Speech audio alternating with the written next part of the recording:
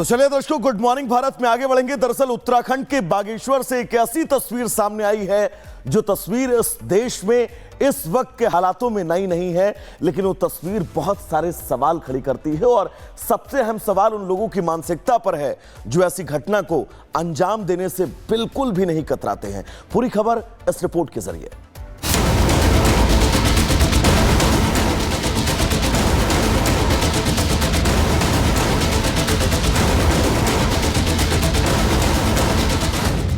देवभूमि उत्तराखंड में थूक जिहाद, पहले थूका फिर परोसी रोटी। हिंदुओं के धर्म से खिलवाड़ क्यों? जूस में थूक, मसाज में थूक, चाय में थूक और रोटी में थूक। बीते कुछ समय से देश भर में खाने पीने की चीजों को दूषित करने और उसमें गंदगी मिलाने की घटना की बाढ़ सी आ चुकी है। हालात ये हुए कि ना ही होटल में खाना सुरक्षित रहा और ना ही घरों में मेड के हाथों परोसे जाने वाले थाली में शुद्धता की गारंटी बची। बस शहर बदल रहे हैं, लेकिन मामले एक दूसरे से मिलते जुलते हैं। ताजा मामला देवभूमि से सामने आया है। बागेश्वर में सरयू नदी के तट पर उत्तरायणी मेले का आयोजन हुआ। अब मेला है तो जाहिर है कि दुकानें तो लगी होंगी, लोग आ रहे होंगे और खाना भी खा रहे होंगे।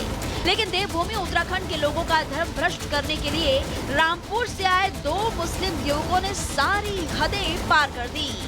जरा देखिए जो आपको अपनी टीवी स्क्रीन पर रोटी बनाते हुए नजर आ रहे हैं। सिर में सफेद और काला मफलर पहना ये युवक पहले थूक रहा है, फिर रोटी को तंदूर में डाल रहा है।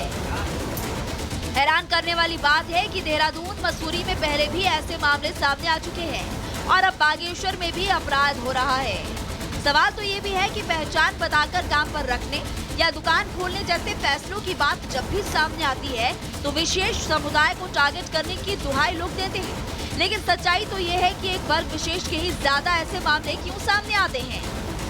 वहीं इस पूरे मामले को लेकर सीएम पुष्कर सिंह धामी क्या कह रहे हैं वो भी आपको सुनवाते हैं।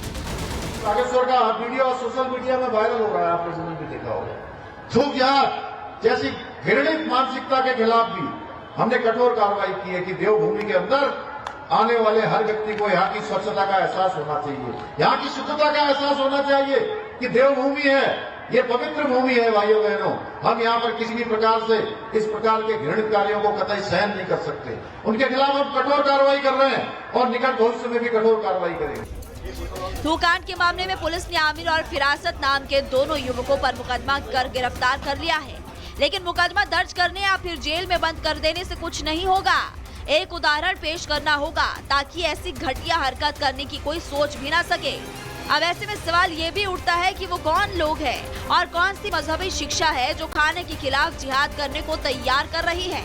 यहाँ सवाल ये भी उठता है कि आखिर उस मानसिकता से कैसे बचा जाए जो समाज और आपके बीच में रहते हुए अपने जिहादी एजेंडे के तहत आपकी पवित्रता को भंग कर रहे हैं। Bureau report, Republic Bharat.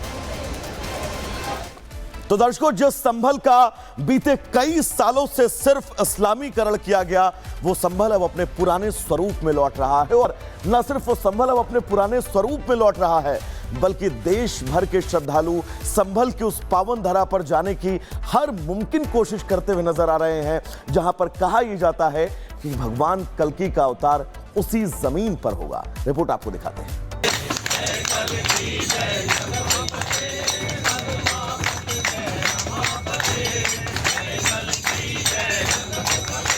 Republic Bharat पर उत्तर प्रदेश के मुख्यमंत्री योगी आदित्यनाथ ने कहा था, संभल का इस्लामीकरण हुआ, जमीनें हड़पी गई, हिंदुओं को मारा गया। लेकिन अब ऐसा नहीं होगा। अब संभल बदल रहा है और इसका सबूत 46 साल बाद खुला कार्तिकेय महादेव मंदिर है।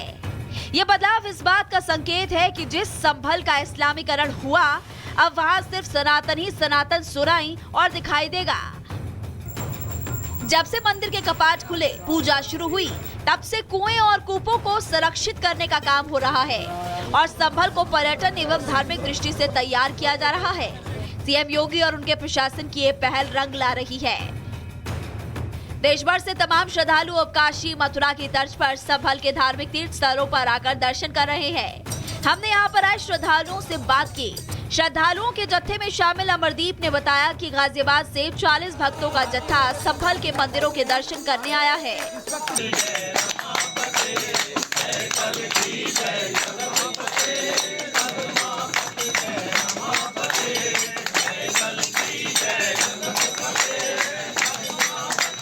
अभी वहाँ आगे गए थे, शिव जी भगवान का मंदिर था, वहाँ पर गए थे, भी दर्शन करके आए हैं। अन्य भी जितने स्थान बाकी हैं उन सब स्थानों पर भी आज जाने की योजना है। जितना समय रहेगा उतना समय भगवान के नाम आज देने की योजना बनी है। योजना तो यह है कि हम यहाँ के जितने प्रमुख तीर्थ हैं सब तीर्थों पर जाकर दर्शन करें, क्योंकि मैंने पीछे भी अभी बोला कि जितने भी प्रमुख तीर्थ हैं उनमें से संभल भी कल की भगवान का अवतार यहाँ होने वाला है, तो वो प्रत्येक हिंदू के लिए अयोध्या, मथुरा, काशी की तरह ये भी बड़ा महत्वपूर्ण स्थान है। इसलिए यहाँ की पावन धरती पर हम आकर भगवान के दर्शन करें और कल की भगवान से प्रार्थना करें कि यहाँ जितने भी मंदिर विधर्मियों ने अपने किसी भी कारणवश नष्ट कर दिए या उन पर कोई नुकसान पहुँचाया, वो पुनः अपने आप अपने भव्य रूप में आए। ऐसी कामना लेकर हम सारे मंदिरों पर यहाँ जाएंगे। योगी सरकार के आदेश पर संभल में मंदिरों का जीर्णोद्धार किया जा रहा है। खंडहर हो चुके मंदिरों को पर्यटन स्थल के तौर पर एक बार फिर से विकसित किया जा रहा है। गाजियाबाद के इंदिरापुरम से संभल पहुंचे लोग मंदिरों में दर्शन करने के बाद बदलते संभल की जमकर तारीफ कर रहे हैं। इस वक्त हम मौजूद हैं सूर्यकुंड तीर्थ स्थल पे, जहाँ पे गाजियाबाद से जो जत्था है वो यहाँ पर पहुँचा है और हनुमान चालीसा यहाँ पे गाया जा रहा है लोगों द्वारा। हनुमान चालीसा होए सिद्ध साखी गौरीसा। देखिए यहाँ पे जो है हनुमान चालीसा गाया जा रहा है और जो पूरा जत्था यहाँ पर पहुँचा है वो यहाँ पे कुछ तीर्थ स्थल के दर्शन यहाँ पे करने आए हैं। मंदिर आए, कितनी खुशी? बहुत खुशी है, अपार खुशी है। हाँ जी, मैं तो आनंद बरस रहा है, बहुत खुशी है। आनंद ही आनंद है, योगी सरकार आनंद ही आनंद। हमारे पास कोई शब्द नहीं है, हिंदी शब्दावली में कोई शब्द नहीं है प्रसन्नता की। हर हर महादेव।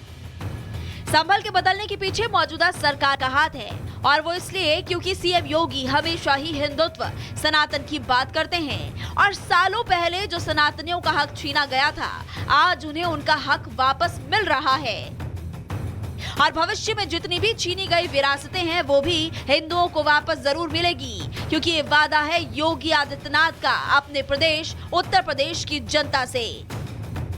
Bureau report,